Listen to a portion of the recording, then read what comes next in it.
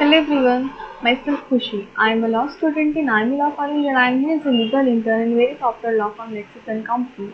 So guys, from this video we are going to discuss the farmers' protest against the farm bills, which was introduced in a parliament in June 2020.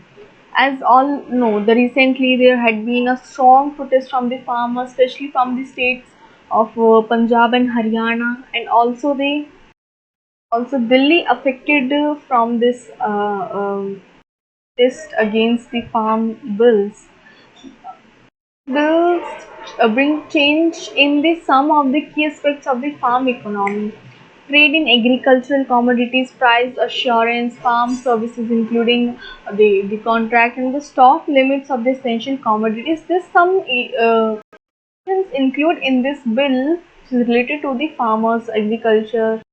Bill sought to be bring much needed reforms in agriculture marketing system, such as removing a restriction on the private stocks holding of the agriculture produce or creating trading areas free of the middleman and take the market to the farmers. Means so many this will helps the farmers to increase their productivity of in the agriculture. However, the farmer are apprehensive that the free market philosophy supported by this bill underline the minimum support price system and make a farmer vulnerable to the market forces. Means they have a fear, they have a misunderstanding towards this bill. Talking the benefits associated with this bill for the farmers, the bill aimed to do away with the government interference in the agriculture for trade by creating trading area free of the middleman. Means governments intend to remove this middleman, and the government takes us outside the structure of the agriculture product market committees.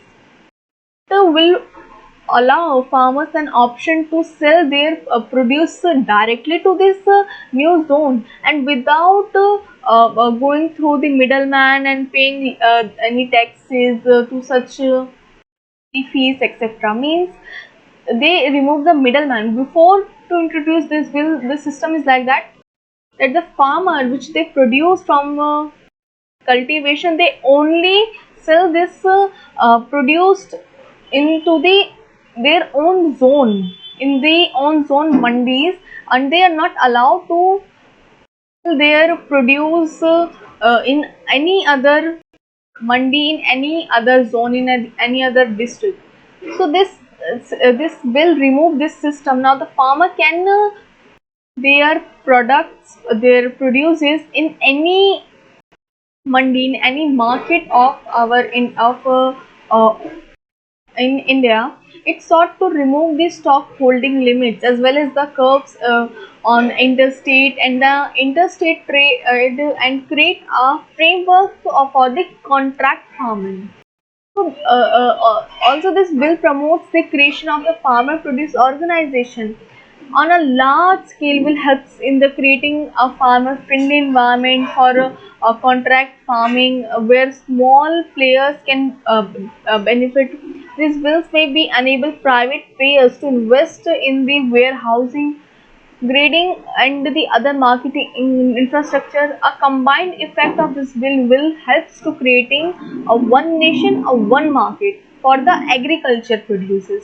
This is the basic aim and basic under this bill for the farmers. Now, what is the issues arise by the farmers and opposition?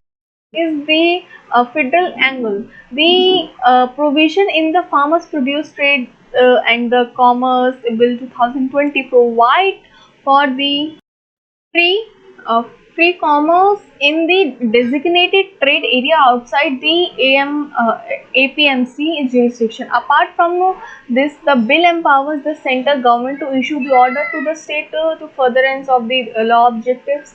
However, there is a matters of the trade and the agriculture being a part of the subject on the state list have caused in the states.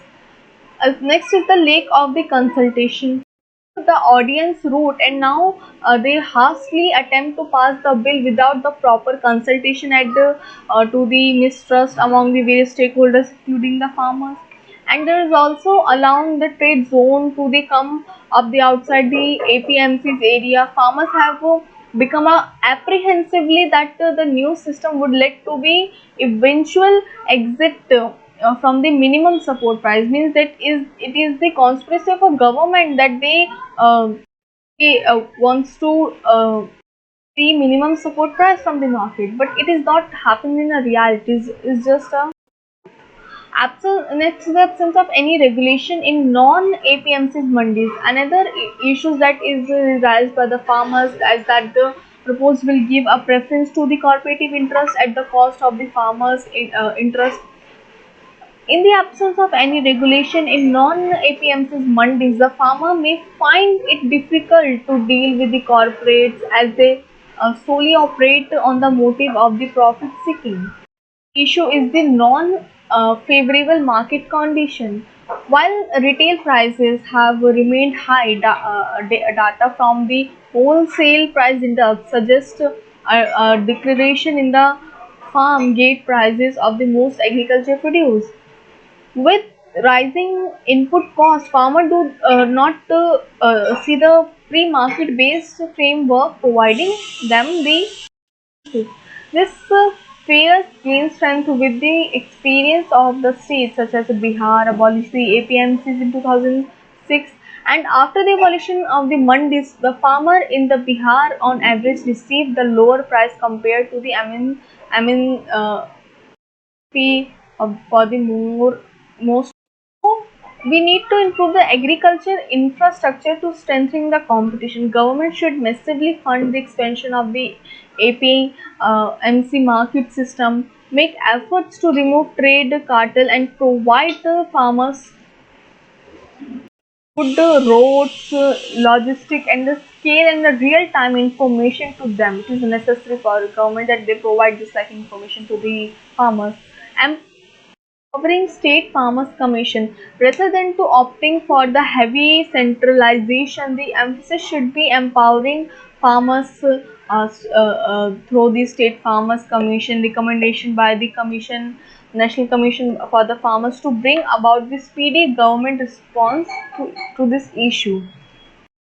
And without the institutional agreement, the free market may harm the lack of the unorganized small farmers who have been remarkably productive, and this we showed up the economy even due to during the pandemic.